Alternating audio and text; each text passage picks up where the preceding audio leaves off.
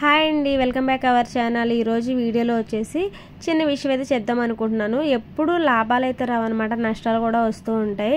ఈ చప్పటి తోకలు కొనటం వల్ల లాభం ఏమి రాలేదు, పాపం నష్టమే వచ్చింది. ఒక 50-60 వేలకి కొంటే వచ్చింది మొత్తం 45,000 అలా వచ్చాయన్నమాట. బాగా డ్రై అయిపోవడం వల్ల వెయిట్ సరిగ్గా తూగలేదనమాట, అందుకని చాలా లాస్ వచ్చేసింది.